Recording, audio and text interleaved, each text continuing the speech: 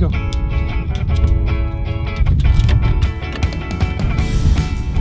Good morning, ladies and gentlemen. Today's episode is brought to you by Mantus. We're going to dig into these anchors that they sent us and compare and contrast and also talk a bit about anchoring. But before we do all of that, let's go check up on our buddy Patrick. He's finally got himself a boat and I've been helping him. Fight the wind in the dark and pretend to be strong. I pretend that the silence is my only friend. Yeah, it's like a hot now. I was just out sailing it yesterday. Yeah, top. So there's a nice little extra space. Yeah. Now, although Patrick also wanted to do fossil fuel free, he acknowledges that maybe it would be probably more prudent to get some experience living on board, sailing. So he got himself this. Now this is a Fraser 30. It's pretty heavy, but what it lacks in sailing performance, it makes up for in liveaboard quality. You get a lot of headroom inside. You get a V-berth that's actually tall enough to support a bunk bed. Got a great big diesel heater, a diesel inboard, and roller furling, some new sails. And the key thing about this boat is that it's relatively affordable and ready to sail and ready to live aboard. So he's jumping in right at the start of the season. He's going to be able to enjoy it all summer and be able to actually go out and sail and enjoy his boat. Before he can do that, we've got zincs to replace, we've got paint to lay on, which we've already, as you can tell, been doing all morning. And we got to get a second coat on there now.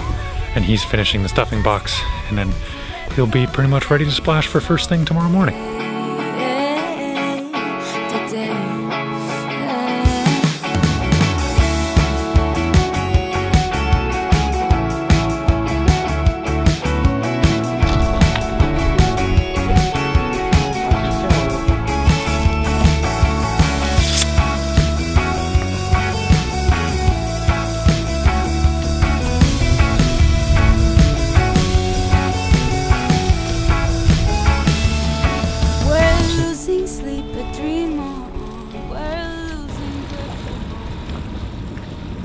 Well, now that Patrick is done with his haul out, it's time for me to start on my haul out, which means getting the boat over there, which is a little bit easier said than done when you don't have a rudder or a motor.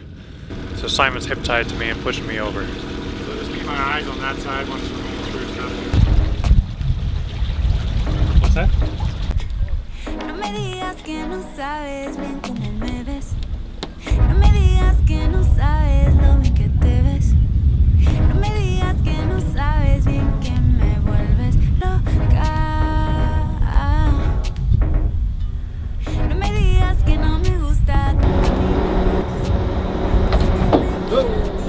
I'm sure that's not important.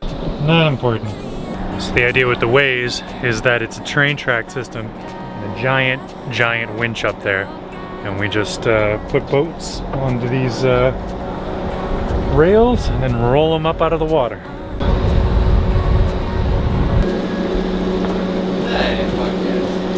Smells like ass in here. Yeah. Look, you're gonna be in the show. Yeah. You're gonna be Twitter famous.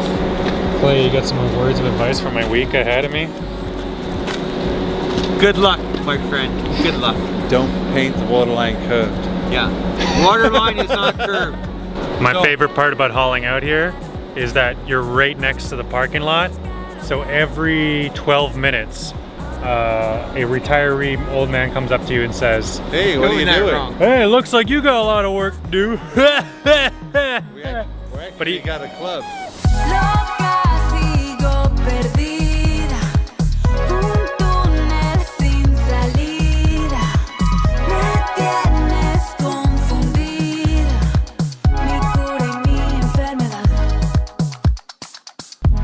Alright, the boat's cleaned up, and now the next step is the underside of this bridge deck.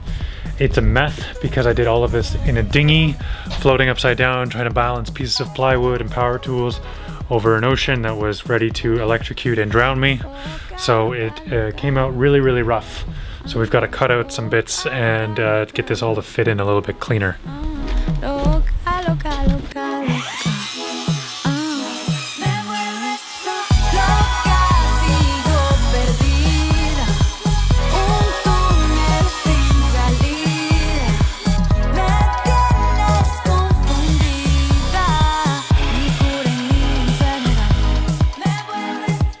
Alright, this has been a problem area because I got the water line wrong on the last haul out, which people didn't bother correcting me until I was on my way into the water. Because of that, I had to deal with this in the water, aka on the mud flat in Degnam Bay. And the problem with that is, even though my epoxy is quite good and quite resilient, it wouldn't handle wet wood very well.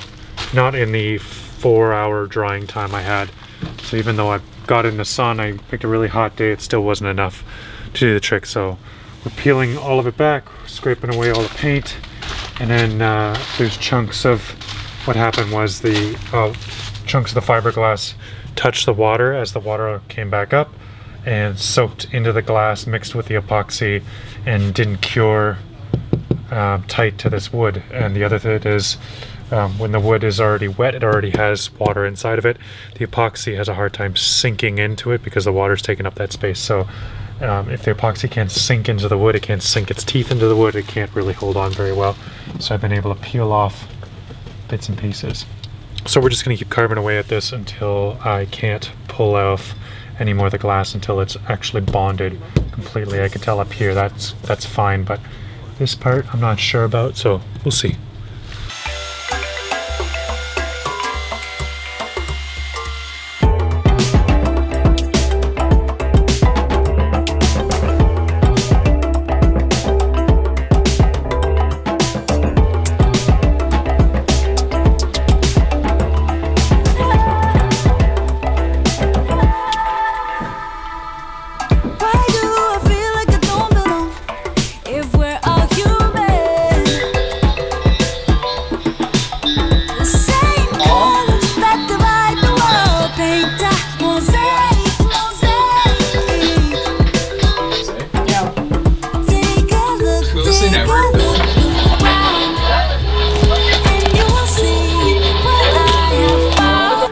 Good morning, ladies and gentlemen. Day 2.5 of the haul out. I don't know how much Simon has already talked to you. Sunday morning, and it is really sunny and really cold. Yeah, it's really cold. So I got the fire roaring up in the cabin, and we've already had breakfast, and it's nice and sunny, and we're a bit tilted. But the guys have started working, so I check in on them now. You don't want to bust, you don't want to go deeper than that, okay? Because that's strong, but there's something. Good morning, honey. Hey. Around this side. All right. And find it. All right. And there's a. I mean, it's better than. Hi, Leo. Where's that one at?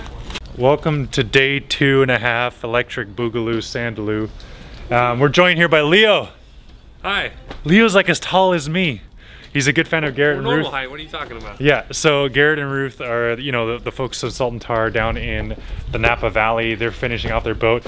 Just put up their rigging, right? They put their mast up. I don't know how much of their rigging, but oh yeah, whatever's required. Anyway, so they're a lot further along than I am. So they thought, oh, we'll send Leo up and he'll help you get a lot further along. So today Leo and I are doing sanding, and we're going to do the final bits of prep before we can start laying primer in the next episode. So that's the goal.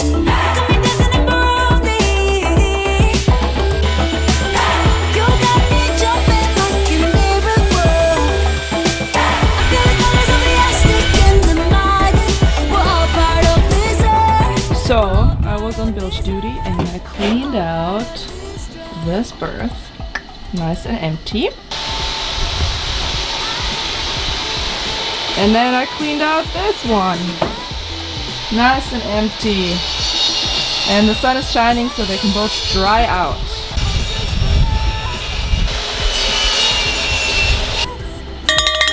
Lunchtime! She's just giving Brock shit.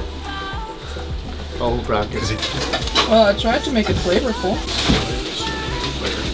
Every time I have an American come out and help out, such as Leo here, hook them up with a little ketchup and some all dressed so you can try them out. You said you didn't mind the all dressed. This one's pretty solid. It's a nice mix of like salsa and vinegar chips. My favorite flavor, for sure. But ketchup? I tried one and I'm good. Alright, whatever, man. Same. Drive, drive, drive, drive, drive, drive, drive, drive,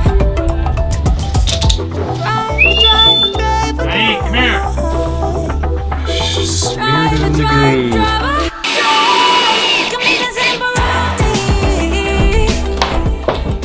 What a freaking whirlwind, but as you can see, we got the final bits of the bridge deck done. This is all done. I've replaced all the crappy screws I did with good screws. We've got some fairing compound in here to fill in gaps and voids. We're getting really close to being able to glass this side of the bridge, which is going to be huge. Additionally, we fixed some problems on the water line. Let me show you. Later on, I gotta redo the water line, and we'll get some of the pros at the shop to show us how to do it actually straight. I was only able to glass down to the actual water line while I'm in the water. So, I had to wait a couple days for it to dry out, blast it all away, and glass in there. And yeah, so today's been a whirlwind. Melly's gone, the weekend's over. Leo cracked out a lot of sanding, but I got Leo all week.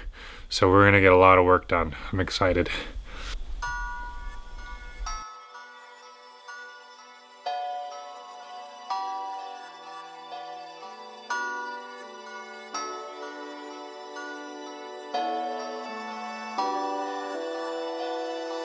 Look at the velvet sky, and you still wonder why it's not the way it's supposed to be. Let's talk it over. Let's talk it over. Let's talk it over.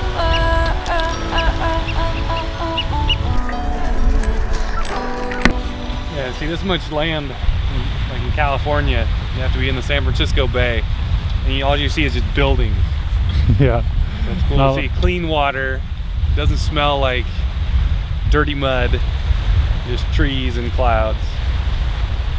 Just takes you ages to get out here, but Yeah.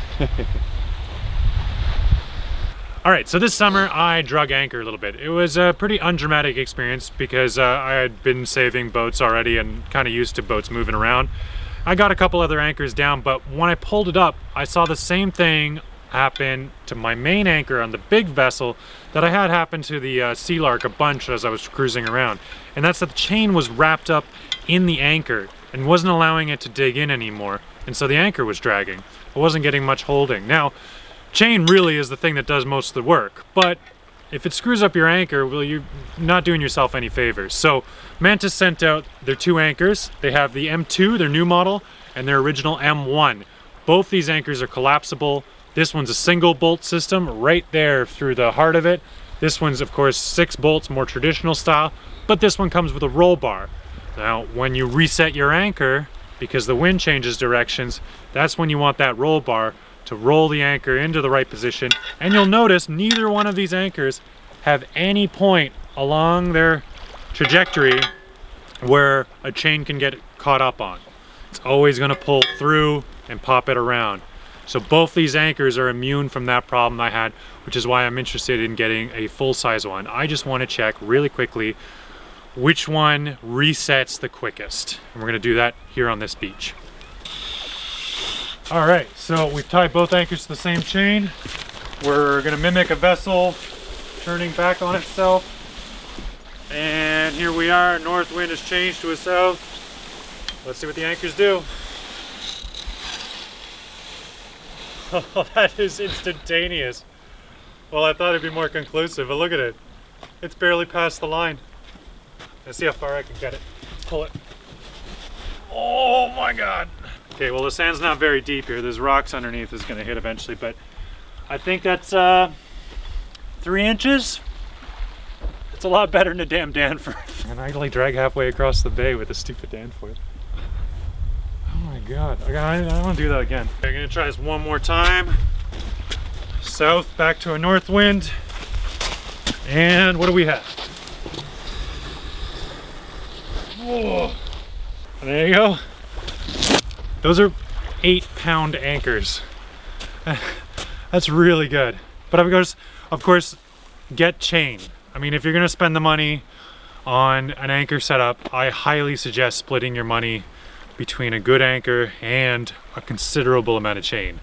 You remember, you want to scope yourself out for storms, 7-to-1 ratio. That can be a lot. If you have a boat that drafts 9 feet and then you're in 12-foot tides, you're at 21 feet or more. That's over 100 just on your regular day. You have 100 feet of chain out just for your regular day one, and you need to have like 140 feet. It's a lot of chain, and that's a lot of weight, and that's what really holds you. Of course, the anchor at the end, I mean, resetting like that and not a bit of it got caught on itself. I'm very impressed. So we'll do another direct comparison against the Danforth later on when I'm not in the middle of a haul out. But for today, if you guys are interested, I'll include a link in the description. Check Mantus out. They got a bunch of other accessories that go with it, but this is their M1 and their M2, and well, I've never seen an anchor set that fast, so I'm very impressed.